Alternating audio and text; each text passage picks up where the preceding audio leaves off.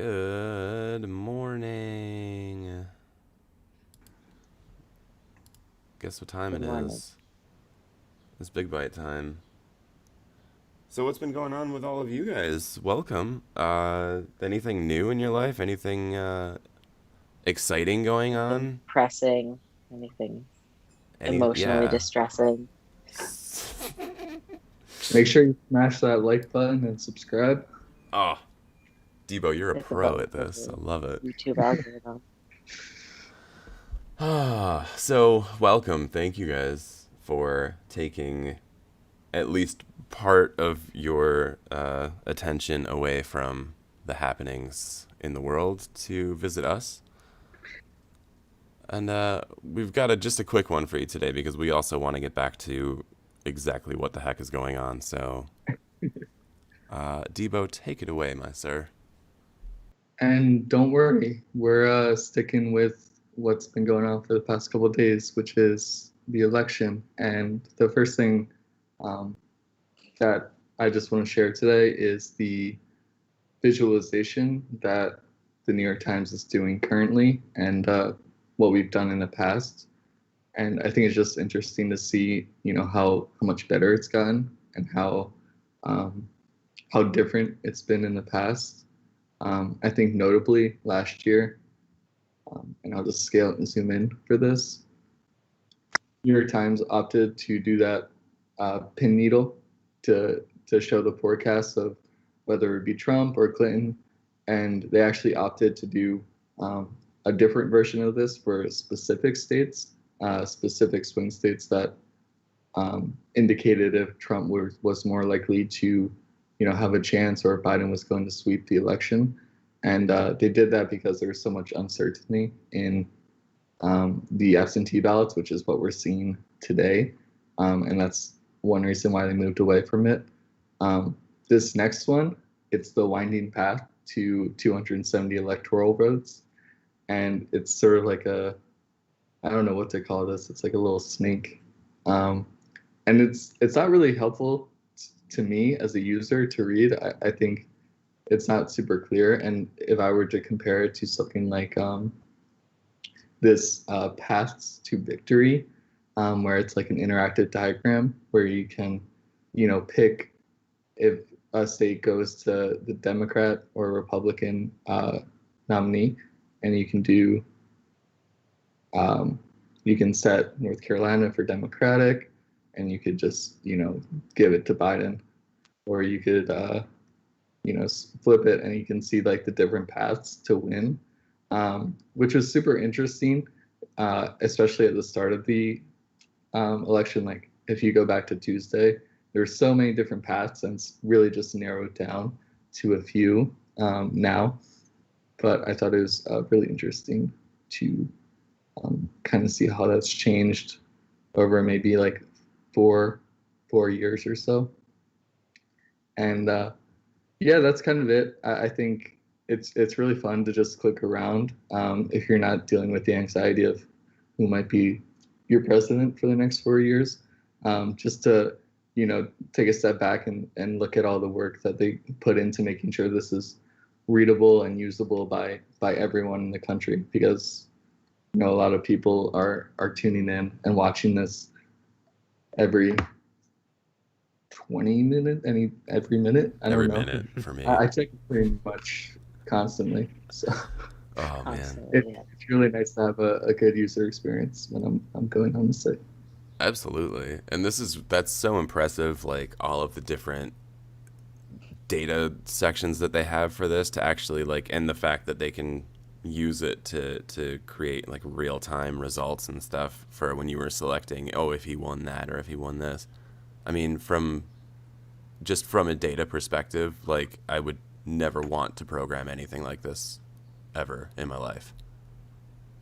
That's That insane. was Yes, my exact thought when I was looking at this. I was just honestly thinking about the developers who probably had to prepare weeks or months in advance for this and then just hope that it all worked out on the day Yeah. of. Oh,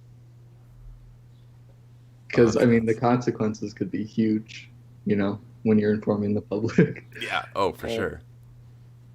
And which is why they're probably being so cautious. I think New York Times is one of the few that hasn't called, I think like Arizona, maybe. I think I've seen other news channels that have called Arizona for. Yeah, AP called Arizona like 2 days ago. And I think like the New York Times is being overly cautious on all of this because everything's so close. Smart, I suppose. Yeah, if you thought Big Byte was going to distract you from the election, you were wrong. All right. That's it. That's all I had to share today. Right.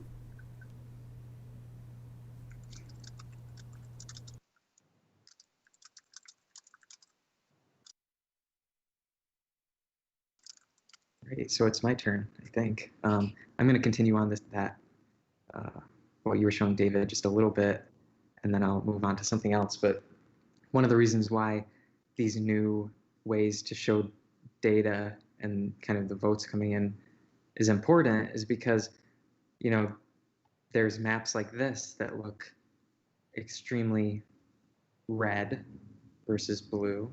And then this animation here is showing kind of how you can show it in a more realistic way. So it's basically saying that, surface area of the country doesn't vote, the people do. And so when you actually show it based more on population, it's a very different picture. And then continuing on in this video, it shows a couple other ways. So again, here's like the more traditional map. And then they show this one where it breaks it down into little hexagons. And basically what it's showing here is that depending on the number of electoral votes that a state has, it will convert that state into a bunch of little hexagons. And you can see they try in a way, like if this is New York, they're trying to keep like the general shape, but like it's kind of weird. I personally prefer like the circular one, but I thought it was interesting, like the different ways that they're trying to do things. That's all I have to say about that. My other thing is something that you all may have noticed recently, but it's the Google app icons changing. And this article I thought was really interesting because it takes you through, why these icons might not be the best for the purpose they're trying to serve. So it acknowledges that they may be pretty, but they are also kind of bad in a way. And so this image here, you can kind of see how it has a few different variations of icons. But essentially what, a lot of people are saying are that these new icons are all looking the same. And so when you have icons that are meant to, be distinct for the purpose they're serving, you want enough differentiation so that they help the user experience in finding that application. So if you look at all of them and they kind of all blend in together too much, it could hurt the user experience. Here's an image comparing, what they used to be versus what they've changed to be. You can see how Google has made them much more uniform. And this article will take you through, different things that you should think about when creating icon sets. So it just lists that stuff out, but it also took on the challenge of like revising the Google icons to see if they could. Here is, on the top, the new icons as they are, and then below, they're calling it gentle optimization. So you can see how they're, like with the calendar icon, for example, they're making the shape of it a little bit thinner so that the number can stand out more. And then something they're also doing, like with the, what is it? It's not Hangout and Google Meet icon. They're using more green as a way to help the user find it so that they know that one is more green. And then it takes you through some of the intricacies of those changes. It even shows you how like blurring them. Right now, they all kind of look the same, but as I mentioned with the green, like you can definitely see more green with that icon on the right, and then with the calendar icon, there's more blue. It compares it to Microsoft, which of course uses a different color for each icon. And then at the bottom, well, here's another one where they say like for the Apple um, icon, they could have done something that used the shape of the app icon a little bit more. But then at the bottom here, it compares the Google icon with gentle optimization, which we saw before, and then bold optimization, which again, I thought was interesting to see because when you look at all of these, they definitely feel like they fit the style, but they are definitely easier to pick out between the 5 of them. So I thought that was interesting. And then, if you're hating these icons, there's a Chrome extension for that, and you can have it change them back to the old ones. So, You are my hero. Thank you. of course. I love the terms gentle optimization and bold optimization. I think Mhm. that's a great way to ease clients into when you do want to change something. You just call it a gentle optimization. Yeah. I think once we proposed an entire website redesign and called it a website optimization, just the whole thing, just because we knew they didn't want to redo their entire website. Yeah, I like that. And I mean, like going back to the election, it's like right now there seems to be a gentle optimization going on in like Georgia and Pennsylvania, and then when it's officially called, it can be a bold optimization, and then everybody wins. Gently optimizing the vote count.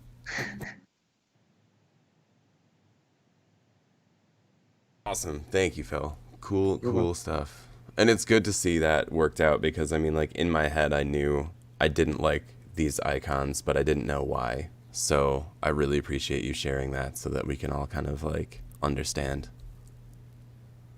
Yeah, I mixed feelings on the icons, but like I know as soon as I saw the calendar icon live in my calendar, I was like, I don't like that. Yeah. All right. Well, I only have one thing to share, and this was something that I saw in a YouTube video that seems more relevant than ever. So a lot of people have been creating, these new um, app screen layouts with iOS 14. You've seen the ones where they'll use, custom icons and everything is a shortcut and really customized. But there was a really good tip in this video, and it talks about how using shortcuts, you can see she just tried to open Twitter, and instead of opening the app because she's running it through shortcuts, it says, "Are you sure?" So you can say, "No, I'm not sure," and it'll say good job, and then it just won't open Twitter. Of course you can say yes and you can go into Twitter, but I think this is really interesting because a lot of times you're just bored, you're going on your phone, your first instinct is to like click on Twitter, click on Instagram, and just kind of scroll through, doom scrolling as they call it.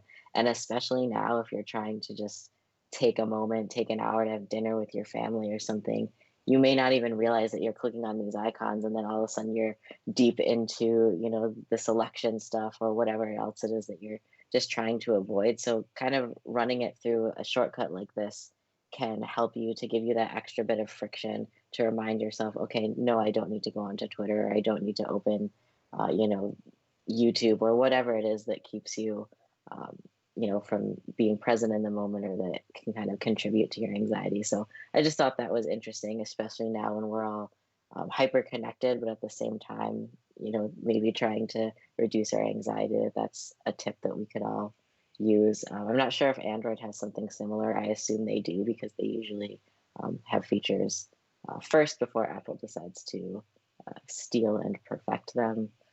So I don't know about I'm not sure perfect, about that. but we'll Yeah. we'll Gently optimize, I would say. Nice. perfect. Now, yeah, this is good because So I have realized that like over the last couple of days, I'm very much on autopilot as soon as I grab my phone. So it's something like this would be extremely helpful. Thank you. I Yeah, wonder if that would help me.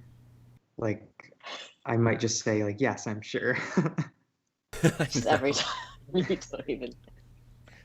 But I don't. You could program it so both of the buttons say yes if you want to, just to make it fun You and can spicy. you can set limits on your apps. You can do it for anything. Um, so if you like Twitter or like you want to limit Facebook, you could do like the URL or you could do the app, and you could set it for like, I don't know, 5 minutes, 15 minutes, and then it'll give a similar prompt where whenever you click to open it, it'll be like, "Are you sure?" And then you can hit yes or no. Same sort of way. But then you don't have to do a shortcut. It's sort of all controlled by Apple. Oh, Yeah, and Apple has screen time, where you can see, how much time you spend on each of the apps, and if you ever look at that, it's if you have more self control than me, it's not as depressing. But like just seeing the amount of time that you spend staring at different apps is kind of eye opening. So those controls can be helpful. I think that's all we have. yeah, Just some quick that's it. updates Just a for short everyone. one. You guys, thank you so much for joining.